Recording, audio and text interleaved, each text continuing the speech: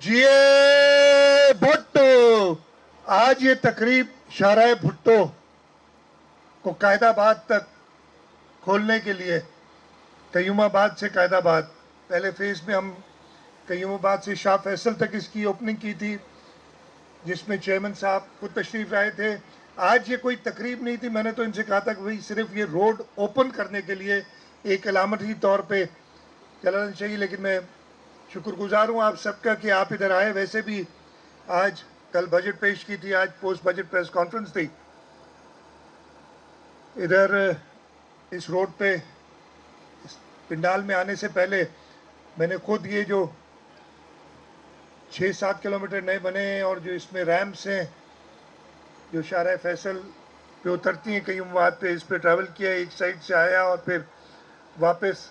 इस रोड पे चढ़ा, इस पिंडाल में पहुंचा हूँ। मैं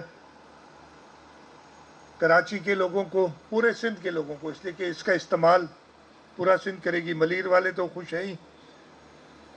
लेकिन इसका फ़ायदा, उस मंसूबे का फ़ायदा इधर किसी ने जिक्र नहीं किया जिसकी सोच शहीद मोहतरमा बेनज़ीर भुट्टो की थी, जब उन्होंने 1994 में या 95 में एक पैकेज दिया था कराची के लिए, जिसमें उस वक्त इसका नाम मलीर एक्सप्रेसवे था, लियारी एक्सप्रेसवे था और कई प्रोजेक्ट्स थे जो उस वक्त उन्होंने ऐलान किया था और उसके लिए पैसे मुख्तस किए थे। लेकिन उसके कुछ महीनों बाद ही पाकिस्तान पीपल्स पार्टी की हुकूमत ख़त्म कर दी गई और ये सारे मंसूबे, इसके बावजूद कि वो जमातें जो अपने आप को कराची की जमात कहती हैं, है नहीं वो, और उससे यही साबित हुआ कि इन लोगों ने, किसी ने भी इसको नहीं देखा। फिर पीपल्स पार्टी की गवर्नमेंट आई, सदर आसिफ अली जरदारी ने, चेयरमैन बिलावल भुट्टो जरदारी साहब ने कहा कि जी ये शहीद मोहतरमा बेनज़ीर भुट्टो के विजन था, लियारी एक्सप्रेसवे तो जैसा तैसा उस पर कहते हैं, उधर हेवी ट्रैफिक नहीं चल सकती, पता नहीं कैसा रोड बना है, आज तक मुझे समझ नहीं आई। लेकिन इस पे जहाज़ भी लाके उतारें तो हमारे शाहराह भुट्टो पे जहाज़ भी उतर जाएगा। वो चेयरमैन साहब और प्रेसिडेंट साहब की तरफ से हुक्म आया, इसको आप तेज़ करें। 2000 पहले भी प्लान्स बनते गए, इसकी अलाइनमेंट के इश्यूज थे,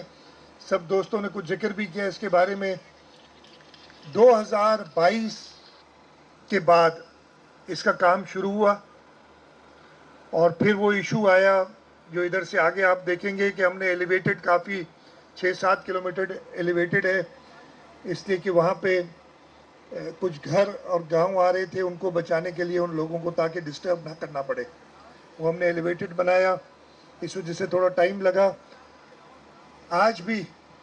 कासिम साहब बैठे हैं, सईद गनी साहब आज इधर हैं नहीं, इन्होंने मुझे वादा किया था कि मई में इफ्तिताह कराएंगे, 1 महीना लेट हो गए, लेकिन चलें ठीक है, आगे माफ़ी नहीं है। 31 दिसंबर को इसको हमने काठोर तक, M9 तक खोलना है और मैंने इसका खुद कुछ दिनों पहले जायज़ा लिया था और ये